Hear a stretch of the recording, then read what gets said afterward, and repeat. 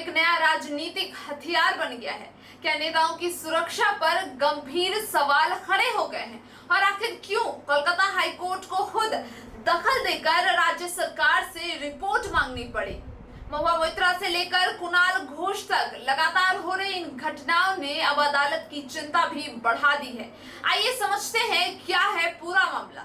नमस्कार, मैं हूं अंशु ठाकुर और आप देख रहे हैं आरंभ न्यूज। पश्चिम बंगाल में पिछले कुछ हफ्तों से टीएमसी नेताओं पर अंडे फेंकने और विरोध प्रदर्शन की कई घटनाएं सामने आई हैं। इन घटनाओं को लेकर अब मामला कोलकाता हाईकोर्ट तक पहुंच गया है। अदालत ने राज्य सरकार और पुलिस से पूछा है कि आखिर ऐसी घटनाएं बार बार क्यों हो रही है और इन्हें रोकने के लिए क्या कदम उठाए गए हैं। दरअसल पूरा मामला तब शुरू हुआ जब हाल के दिनों में ही टीएमसी के कई नेताओं को सार्वजनिक कार्यक्रमों के दौरान विरोध का सामना करना पड़ा। सबसे पहले टीएमसी नेता कुणाल घोष पर कोलकाता में ममता बनर्जी के घर के बाहर प्रेस कॉन्फ्रेंस के दौरान अंडा फेंका गया। इसके बाद महुआ मोइत्रा के काफिले और पार्टी कार्यालय के बाहर भी अंडे फेंके जाने की घटना सामने आई। टीएमसी ने इन घटनाओं के लिए बीजेपी समर्थकों को जिम्मेदार ठहराया, जबकि बीजेपी ने इन आरोपों को खारिज करते हुए कहा कि टीएमसी की अंदरूनी कलह का नतीजा है।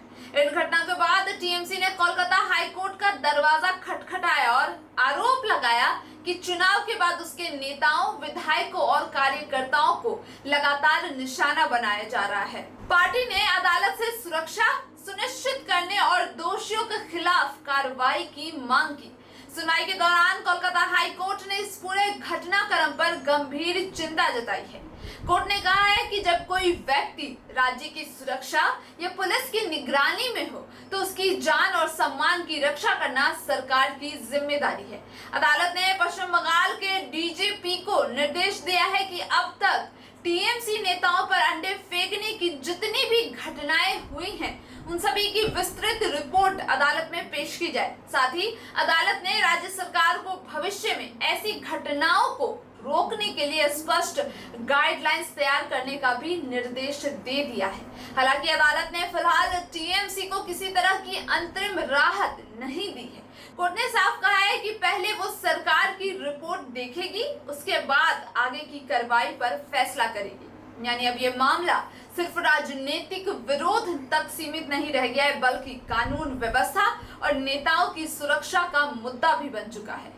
अब सभी की नजर पश्चिम बंगाल सरकार की उस रिपोर्ट पर है जिसे कोलकाता हाईकोर्ट के सामने पेश किया जाएगा। देखना होगा कि क्या इन घटनाओं के पीछे कोई सुनियोजित साजिश थी या फिर ये अलग अलग राजनीतिक विरोध की घटनाएं थी। इसका जवाब जांच और अदालत की अगली सुनवाई के बाद सामने आएगा। इस खबर पर फिलहाल इतना ही। बाकी देश और दुनिया की तमाम खबरों को जानने के लिए देखते रहिए आरंभ न्यूज।